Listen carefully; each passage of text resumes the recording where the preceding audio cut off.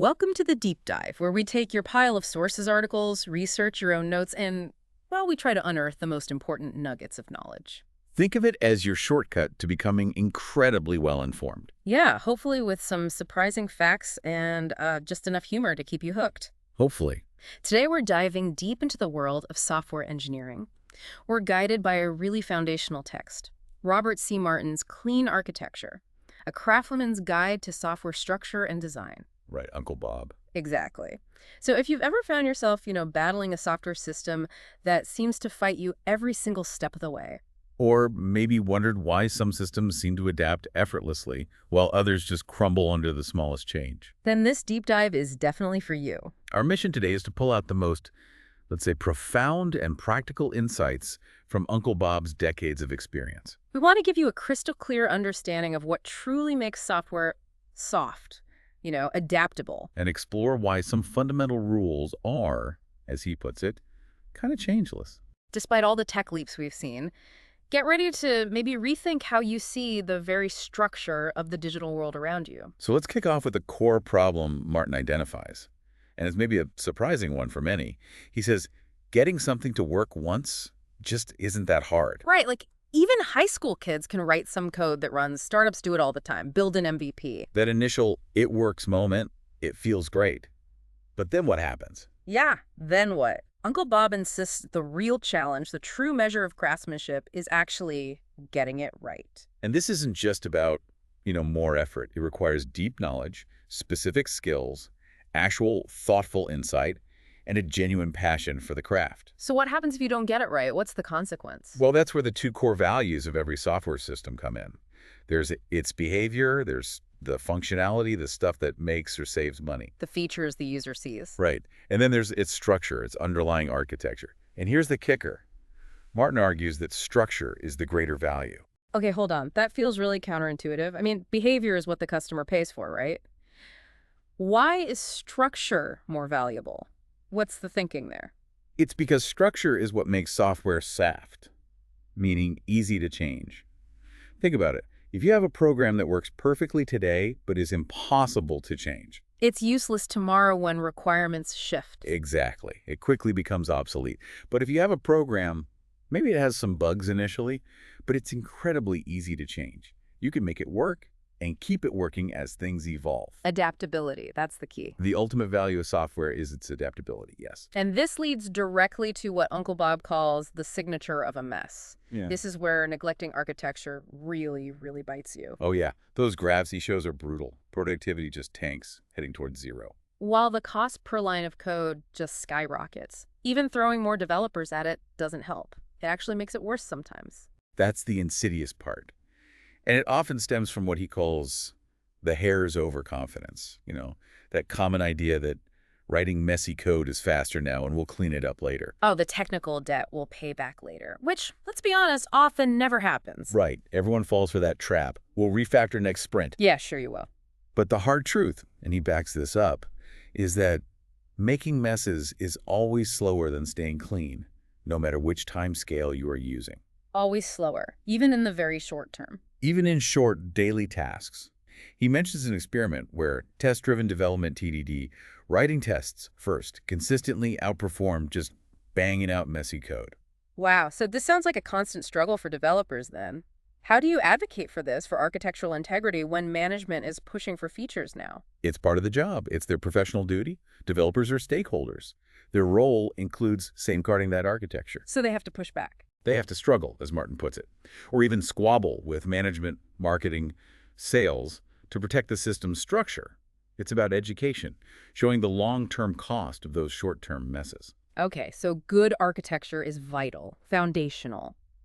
But what are these fundamental rules? Uncle Bob has this really startling conclusion from his, half-century of programming. It's pretty mind-blowing. Despite computing power increasing by, 22 orders of magnitude? Yeah, an insane number. He says the fundamental rules of software architecture are independent of every other variable. Languages change, hardware changes, tools change, but the core rules don't. That's a huge claim. How can that be? Well, he argues the basic building blocks, sequence, selection, iteration, haven't really changed since the 50s or 60s. If then else, loops, basic steps. Exactly. Those core operations remain the same. So the rules for arranging them, for structuring them well, they're universal, changeless, like software physics. Okay, with these changeless rules as a backdrop, let's look at the foundational programming paradigms that help us implement them. Starting with structured programming, the first big revolution. Right. 1968, Edgar Wybe Dijkstra. His groundbreaking discovery was that unrestrained jumps, basically go-to statements, were harmful. The infamous go-to made code impossible to follow sometimes. Totally. He showed they could be replaced by predictable constructs like if then else and do while until, things we still use every single day. And he draws this interesting analogy to science, doesn't he? Software development as science, not math. Precisely. Scientific theories are falsifiable but not provable.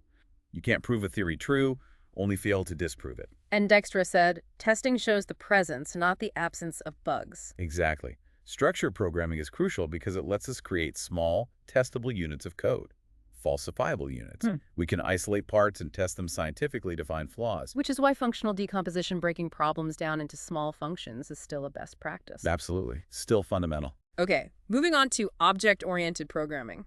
Oh. This one seems, I don't know, constantly misunderstood. Oh, definitely.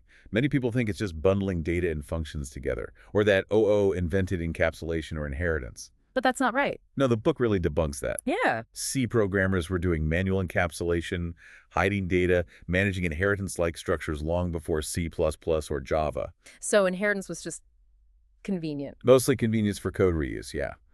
And polymorphism. At its core, it's just a safer, more convenient way to use function pointers, which have been around since the 40s. So if OO didn't invent these core ideas, what is its true power for architects? What's the game changer? The real revolution for architects is OO's provision of safe and convenient polymorphism, because that enables dependency inversion. Dependency inversion. Okay, unpack that. It means architects gain absolute control over the direction of all source code dependencies. You can flip dependencies around.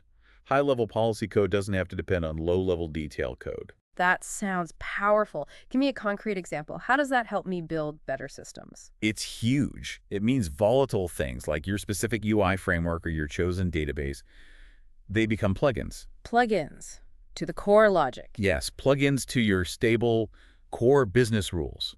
Instead of your business rules depending on the database dependency points towards an abstraction defined by the business rules. So the core business rules never even have to mention the UI or the database by name. Never. They depend only on abstractions they control. This makes your core logic incredibly independent, super testable, and adaptable to future tech changes. Okay, that clicks. That's a major benefit. Now, what about functional programming? Uncle Bob says some surprising things about this, too. The most surprising is probably that in functional languages, variables do not vary. Variables don't vary. What does that even mean? It means immutability. Once a value is assigned, it never changes, ever. Right, and the architectural significance of that, Right. especially for modern systems with lots of concurrency. It's massive. Immutability eliminates whole categories of bugs, race conditions, deadlocks, concurrent update problems, all those nightmares that plague multi-threaded code. Gone. Wow. So as an architect, the advice is, push as much processing as possible into the immutable components. Isolate the state changes. But you can't make everything immutable in a real-world application, can you? You need states somewhere. You're right, it's not practical usually. So the compromise is segregation of mutability. Segregation. Yeah, you divide your application, you have your mutable components doing most of the work, and then carefully controlled mutable components. And you protect those mutable parts with things like transactional memory. Clojure's Atom is a good example, which manages concurrent access safely, like a mini database transaction for your variables. Okay, that makes sense. A disciplined approach to handling the state you absolutely need. Exactly. All right, so with those paradigms structured, functional in mind, let's shift to the solid principles. These are almost like commandments for good architecture. They really are. And while many developers know the acronym, Uncle Bob digs into how they apply at the architectural level. They're the blueprint for achieving that softness. Let's start with S. Single Responsibility Principle, SRP. It's not just a class does one thing, is it? No, that's a common oversimplification. Yeah. It means a module should be responsible to one and only one actor. An actor being a group of users or stakeholders who need a specific change. So it's about the reason for change, the who asks for the change. The book has that employee class example. Right, the classic violation. An employee class with methods for calculate pay, for accounting, report hours for HR, and save for DBAs. All different actors. Exactly. If they all share some common logic, maybe a regular hours method, a change requested by accounting could accidentally break HR's reports or the database logic. Because they're coupled together in the same class, even though the reasons for change are separate? Precisely. SRP forces you to separate things based on who causes change, preventing those accidental breakages and risky merges. Okay, next. OCP, Open Closed Principle. Software entities should be open for extension but closed for modification. This sounds great, but how do you actually do it? It's primarily achieved through abstraction, using interfaces and abstract classes. Ah, so you depend on abstractions. Yes. OCP creates a kind of hierarchy of protection. Your high-level business rules, your core policies, what Martin often calls interactors, they should be closed for modification, stable. But open for extension. Right. Peripheral concerns like the UI, database gateways, they depend inward on those stable abstractions. So you can add new features, new plugins, new views, without altering the core, tested code. You extend the system by adding new code, not changing old code. That's the ideal, isn't it? Less risk, easier updates. It's an architect's dream, really. Then there's L-Liskov substitution principle, LSP. This one always comes with that dense definition. Oh, yeah, the formal one is a mouthful. If for each object O1 of type S, we'll skip that. Please, what does it really mean for us building systems? In simple terms, subtypes must be substitutable for their base types without altering the correctness of the program. So if I have a function that expects an animal, I should be able to pass a dog, which is an animal, and everything still works as expected. Exactly. The classic violation is the square rectangle problem. Ah, yes. If square inherits from rectangle, but setting the width of a square also changes its height to keep it square, it violates the expectations of code using rectangle, which assumes width and height can be set independently. Right. That violation forces you to put if object is square checks everywhere, making the code brittle and complex. Architecturally, LSP violations lead to rigid systems that resist change. He tells that story about the Acme Taxi Company API. Where different taxi types broke the substitution principle, forcing ugly hacks? Exactly. LSP keeps polymorphism clean and reliable. Okay, I is interface segregation principle, ISP, which we didn't explicitly list in the outline, but is part of SOLID. Briefly, what's that? Right. ISP essentially says that clients shouldn't be forced to depend on interfaces they don't use. It's better to have many small, specific interfaces than one large, general-purpose one. It prevents unnecessary coupling. Got it. And finally, D, dependency inversion principle, DIP. We touched on this with Oko. It feels like the culmination of many of these ideas. It really is fundamental. DIP states that source code dependencies must refer only to abstractions, not to concrete volatile classes. Depend on interfaces or abstract classes, not concrete implementations. Yeah, because stable abstractions are less volatile. And this isn't just for typed languages. The principle applies even in dynamic languages like Python or Ruby. It's the key mechanism for decoupling, for getting those plugins we talked about. It's how you make the core business logic independent of the UI, database, frameworks, all those details. Precisely. DIP is how you enforce the dependency rule in clean architecture. Okay, let's shift focus slightly to components, the units of deployment. What exactly are they in this context? Components are what Uncle Bob calls the granule of deployment. Think JAR files in Java, DLLs in .NET, gem files in Ruby. The actual deployable chunks of code. Exactly. And crucially, they can be independently developed and deployed. That's key for scaling teams and systems. And the book goes into this fascinating history of linking and loading back to the 70s. Why is that history lesson important? It shows this isn't a new problem. We've been grappling with modularity and deployment forever. Early systems, you compiled everything together, one giant program. Including all the libraries, right? It is the source code sometimes. Yeah. Then came linkers to combine pre-compiled libraries. But the real game changer for modern components was Moore's Law hitting in the mid-90s. Faster disks, cheaper memory. Made linking at load time feasible again. Dynamically loading libraries when a program starts. That's what enabled the component plugin architectures we rely on today. ActiveX, shared libraries, JERs. It made systems truly modular. So when we're designing these components, there are principles for deciding what goes in a component cohesion. Right. 3 key principles here. First, REP, the Reuse Release Equivalence Principle. The granule of reuse is the granule of release. Meaning, if I want to reuse one class from your component, I have to depend on the whole component. Yes, you release and reuse components as a unit. So components should group things that are logically reused together. Okay. Then CCP, the common closure principle. Gather together in one place all the classes that are likely to change for the same reasons.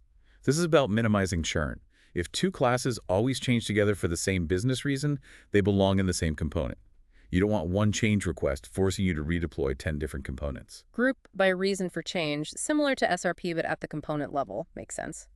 And finally, CRP, the common reuse principle. Classes that are used together should be packaged together. This one aims to prevent unnecessary dependencies. If I depend on your component, I ideally should need most of the classes in it. If I only need one tiny helper class, maybe that class belongs elsewhere, or the component should be smaller. Otherwise, changes to parts I don't use might still force me to recompile or redeploy. Okay, so those principles help decide what goes inside a component. What about how components relate to each other? Component coupling. Yes. First, the crucial ADP, acyclic dependencies principle.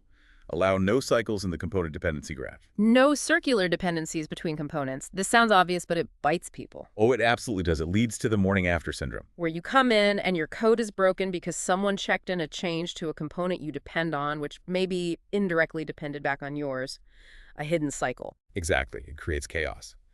ADP forces a directed acyclic graph, DAG. This means you have a clear build order, top to bottom or bottom up, making builds predictable and preventing those nasty surprises. It allows independent development and release of components. Then SDP, the stable dependencies principle. Depend in the direction of stability. What does stability mean here? Stability is about how hard a component is to change. A component that many other components depend on has high fan-in. It's inherently stable because changing it impacts many others. You don't want to change it often. So volatile components, the ones likely to change, should depend on stable ones, not the other way around. Precisely. Changes should flow towards the edges, towards the less stable, more volatile parts, not ripple through the stable core of your system. And this connects to the last one, SAP, the stable abstractions principle. A component should be as abstract as it is stable. This brings in that AI graph, right? Yes, the abstractness instability graph. It's a great visualization tool. Y-axis is abstractness, A, proportion of interface abstract classes. X-axis is instability, basically how few components depend on it. Low fan-in means high instability. And there are zones of exclusion on this graph where you don't want your components to be. Right. The zone of pain is near 0, 0. Highly stable, hard to change, and actually highly concrete, full of implementation details. Think of a database schema component that many things depend on directly, very painful to change. You want stable things to be abstract. And the zone of uselessness. That's near a 1. Maximally abstract, but nothing depends on it. Dead code, basically. Useless abstraction. Oh, the ideal place is the main sequence. The main sequence connects Voxella 0, maximally abstract, maximally stable like core interfaces, and 0, 1, maximally concrete, maximally unstable, no dependence like a specific UI implementation. Well-designed components tend to fall along or close to this line. And you can actually measure how far off a component is. Yeah, with a D metric. D equals A plus I1. A D value of that was perfect on the main sequence. A higher value means it's further away. This gives architects a quantifiable way to assess component health, track design drift, and identify components that need restructuring. It's a practical tool. Okay, pulling back a bit, after all these principles, paradigms, components, what's the architect's true goal, the overarching aim? Fundamentally, it's to minimize the human resources required to build and maintain the required system. It's about long-term efficiency, sustainability, making the software last. And the prime strategy seems almost paradoxical. Leave as many options open as possible for as long as possible. What options are we talking about delaying? Decisions that are not core business requirements. Choosing a specific framework, committing to a database vendor, picking a web server, even deciding between a monolith and microservices initially. Delay those decisions. Why? Because those things are volatile, they change. A good architect designs the core system to be independent of them. You defer those commitments until you absolutely have to make them, or until you have more information. Keep the core pure. This idea of independence seems to run through everything. How does good architecture support that across the whole life cycle? It touches everything. Use cases become clear at the architectural level. Operationally, you keep deployment options, open monolith, services, whatever fits best later. Development-wise, it enables teams to work independently, like Conway's Law suggests, and deployment should become easy, ideally a single action. And how do you achieve that independence in the code structure itself? By applying SRP and CCP strategically to decouple things. You slice the system horizontally into layers, UI, application rules, domain rules, database adapters, and you slice it vertically by use cases or features. This separation allows changes in one area without breaking others. And a really good architecture is fluid about deployment, right? You mentioned it could even go from monolith to services and back. Ideally, yes. The architecture shouldn't hardcode the deployment model. It should allow the system to evolve. Start as a monolith for simplicity, perhaps break out services later, if needed for scaling. Maybe even merge them back, if that makes operational sense. The decoupling mode is one of those options you keep open. So it all comes down to drawing boundaries. Draw lines between things that matter and things that don't. What's the core distinction again? The crucial insight. I/O is irrelevant to the core business rules. I/O meaning input-output, like the UI and the database. Exactly. The graphical user interface doesn't matter to the core logic. The database doesn't matter. They are details. External concerns. Your core rules shouldn't know or care about them directly. Leading to that plug-in architecture idea. Precisely. The core business rules are kept separate, independent.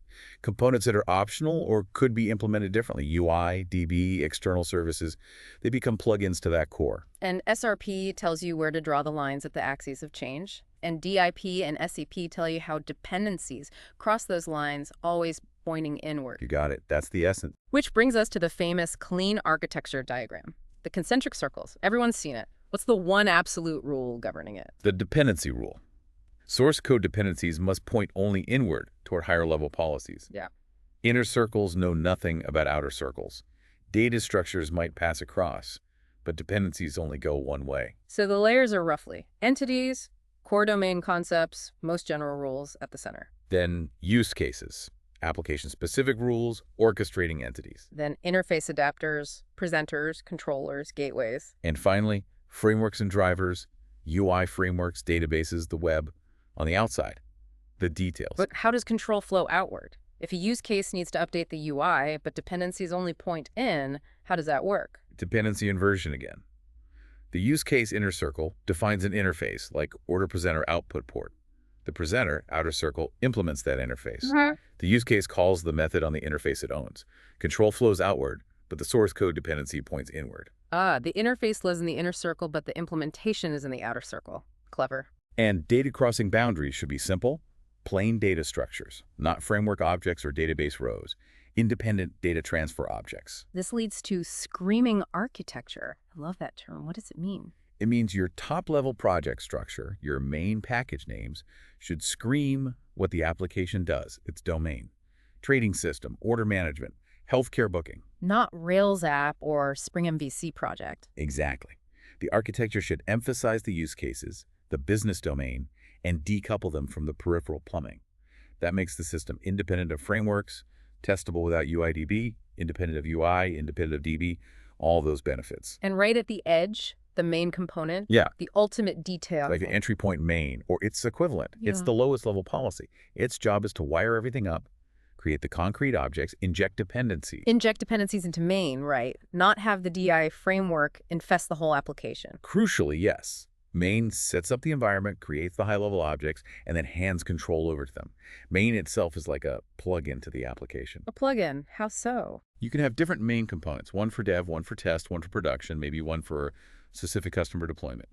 You swap out the main component to get a different configuration of the same core application logic. It orchestrates the details. Okay, now for the really controversial stuff.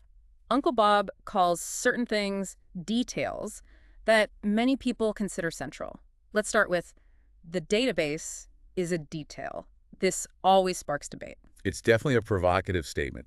Architecturally speaking, he argues the database system, Oracle, Postgres, Mongo, is a non-entity. It's like the brand of doorknob on your house. It's a mechanism, not part of the house's fundamental structure. But the data is important. The data model is architecturally significant, absolutely, how you structure the information. Yeah. But the specific technology used to store and retrieve it, that's a detail. He has that thought experiment. Yeah. Imagine no disks. How would you store data? In RAM, right. Yeah. Using linked lists, hash maps, trees, the database is just a mechanism for making that data persistent across shutdowns using disks. It's Yeah. not the essential form of the data. He tells that story about fighting his company over using a relational database. Yeah, he argued a simpler file system was technically sufficient. He was right on engineering grounds, but wrong because the market, the customers, expected an RDBMS due to trends. A marketing reality trumped pure engineering. So the architectural lesson. Don't build your core logic around a specific database. Isolate it. Define clean repository interfaces in your core domain. Then bolt an RDBMS on the side, implementing those interfaces behind a boundary. Keep the database at arm's length. It's a detail. Okay, similar argument for the web. The web is a detail. Is he saying the internet is unimportant? No, not at all. But he sees it as just the latest swing of the pendulum in IT history, central computing, distributed back and forth. The web is a delivery mechanism, a powerful one, but it didn't fundamentally change the rules of good software architecture. He tells that story about Company Q making their desktop app look like a browser. Purely for marketing. Because the web was hot. They eventually switched back because the desktop GUI was actually better for their specific application. It highlights how superficial trends can be, architecturally speaking. So the mantra here is don't marry the framework. Absolutely. Use web frameworks. They're useful. But keep them in the outer circle. Treat them as a detail. Don't let your core business objects inherit from framework-based classes. Use adapters, proxies, Yeah, keep your domain pure, exactly. Don't let the delivery mechanism dictate your core architecture. and services. Microservices are all the rage. Surely they are architecture. But he says services are mostly details. How can that be? Again, it's nuanced. A service boundary can be an architectural element, but the service itself, just being a service, doesn't automatically make it good architecture. They can just be expensive function calls if designed poorly. They don't guarantee independence. Not necessarily. He uses the kitty problem analogy, a taxi aggregator with lots of microservices. Adding a cross-cutting feature, like a kitty surcharge on every ride, might require changing and redeploying all the services. Meaning they're actually tightly coupled for that feature despite being separate deployments. Exactly. They weren't truly independent regarding that axis of change. So the solution for services. Each service needs its own internal clean architecture. It needs to follow the dependency rule internally.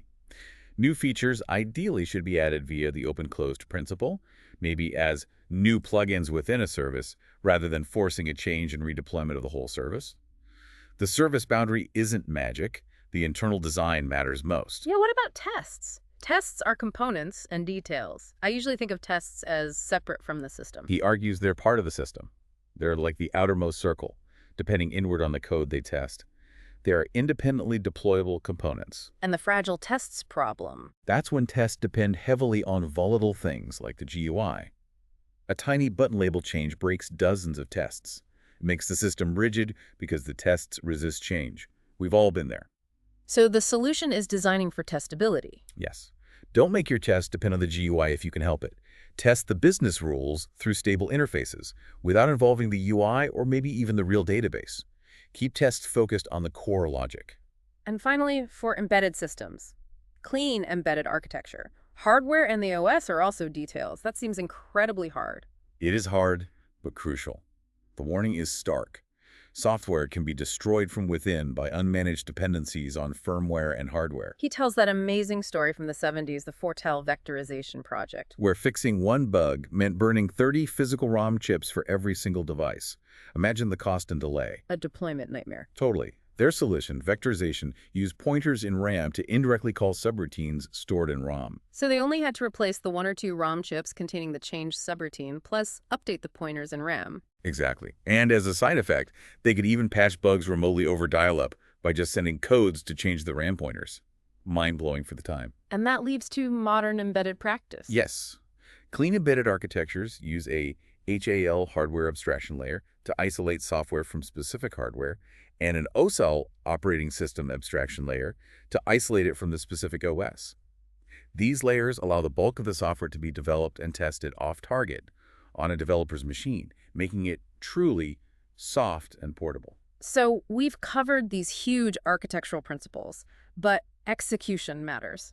Simon Brown points out the devil is in the implementation details of how you actually organize your code files and packages. That's a great point. Principles are one thing, concrete structure is another. Brown looks at common patterns. There's package by layer, the traditional horizontal slicing. Folders for controllers, services, repositories. Right. But it doesn't screen the domain. And if everything's public, the packages don't even enforce layering properly. They become just organizational folders. Then there's package by feature, vertical slicing.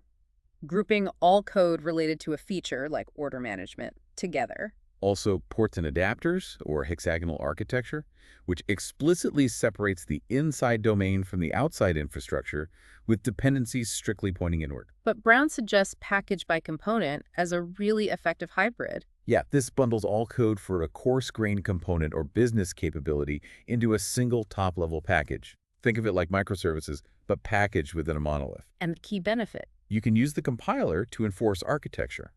By making internal classes within that component package protected, or internal in C#, not public, you prevent code outside the component from accidentally depending on its internal details. So the compiler becomes your architectural enforcer, not just developer discipline or convention. Exactly. It provides much stronger encapsulation at the component level, making your architectural boundaries real and robust. It's a very practical technique. So after all that, what does this really mean for you, the listener? We've journeyed through, wow, decades of software history, different paradigms, all through this lens of clean architecture. Yeah, and the big takeaway seems to be that a system's real value isn't just, does it work today? It's the underlying structure, its ability to change. Right. It's about fighting for that structure, deferring those non-essential decisions, drawing those clear boundaries to keep the volatile stuff away from the core. And it's mind-bending to internalize that the database is a detail. The web is a detail. Even services can be details. It flips everything around. It really does.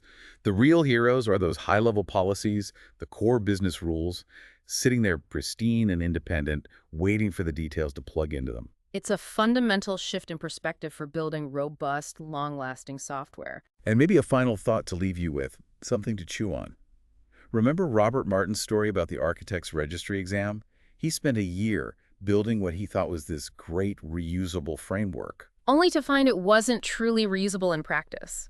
Not until he actually built it while building several applications that reused it. He needed the concrete feedback loops from actual usage to make it genuinely reusable. So the question for you listening is, what does that tell you about reusability? When is the right time to invest heavily in making something reusable versus just solving the problem at hand cleanly? When does that abstraction effort really pay off? It's something to mull over in your own work. That's all for this deep dive. We really hope this exploration of clean architecture helps you build systems that don't just work today, but can gracefully adapt to whatever the future throws at them. Thanks for joining us. Join us next time for another deep dive into the knowledge you need to be truly well-informed.